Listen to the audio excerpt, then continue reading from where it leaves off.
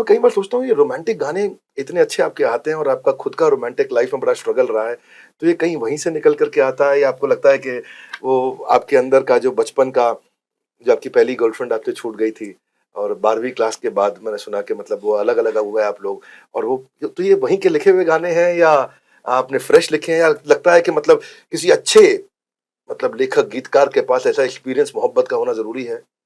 हाँ, दिल टूटना ज़रूरी तो है। इश्क जब तक न कर चुके रुसवा, आदमी काम का नहीं होता। अच्छा। एक बार दिल टूटना ज़रूरी है क्योंकि मैं तो साइंस का स्टूडेंट रहा हूँ और मैंने ये पढ़ा है कि कोई भी चीज़ टूटती है, चाहे एटम हो, चाहे न्यूट्रॉन हो, चाहे प्रोटॉन हो, तो एनर्जी पैदा होती है। तो जब दिल टूटता है तो भी एनर्जी पैदा होती है। अब उस एनर्जी को आप किस दिशा में लेके जाते हैं, कंस्ट्रक्टिव या डिस्ट्रक्टिव, आपके ऊपर है। लेकिन हाँ, एक बात सच है कि मेरे लिखने की बहुत बड़ी वजह ये है,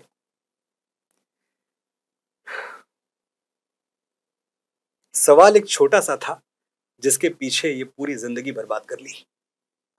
सवाल एक छोटा सा था जिसके पीछे ये पूरी जिंदगी बर्बाद कर ली।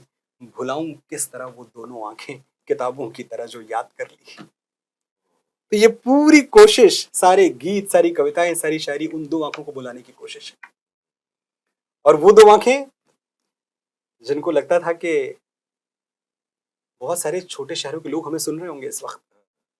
मैं खुद बहुत छोटे से गांव का हूं, किसी को दोष नहीं देता, लेकिन जब मुझसे कोई पूछता था, जब मैं क्लास 12th कर रहा था या मैं बीएससी करने इलाहाबाद गया, मुझसे कोई पूछता कि भाई क्या करोगे, तो पूरे उस समूह में मैं अकेला होता था जो बोलता था मैं फिल्मों के गाने लिखूंगा या मैं राइटर बनूंगा।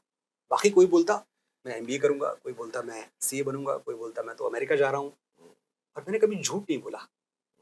तो ये जो मेरी पहली गर्लफ्रेंड थी, इनके पिताजी भी मुझसे यही पूछते रहे तुम करोगे क्या, मैंने कहा गाने लिखूंगा, फिल्मों में जाऊंगा। और ये चीज सबको बड़ी नागवार गुजरती थी, इसलिए मैं बार बार ठुकराया गया। तो ये तो खैर एक किस्सा है, लेकिन मेरी जिंदगी में 3 बार ऐसा हुआ है कि 3 बार अलग अलग मौकों पे मुझे इसलिए रिजेक्ट कर दिया गया क्योंकि मैं कहता था कि मैं गाने लिखूंगा।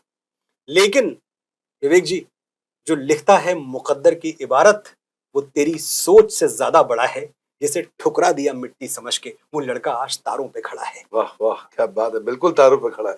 यकीनन बहुत सुंदर आप लिखते हैं और मुझे लगता है कि आपकी वही दर्द, वही आपकी कमजोरी आपकी ताकत बन गई है। ये आप ही के अपने लाइफ एक्सपीरियंस आज हमारे को नजर आते हैं।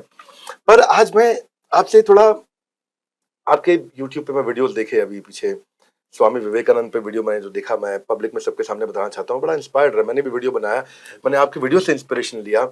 आपने सिख गुरु पे, महाराणा प्रताप पे, गांधी जयंती पे, कई चीजों पे आपने, ओशो पे, स्वामी विवेकानंद पे, सब पे आपने चर्चा किया। हम बच्चे को वाह। डेवलप करना चाहते हैं।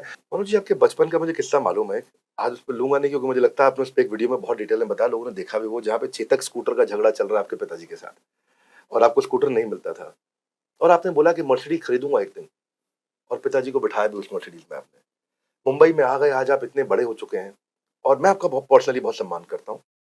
और आपने निश्चित रूप से भारत को बड़ा भारत बनाया, जो अपने भारत की गाथा, भारत का गुणगान किया आपने।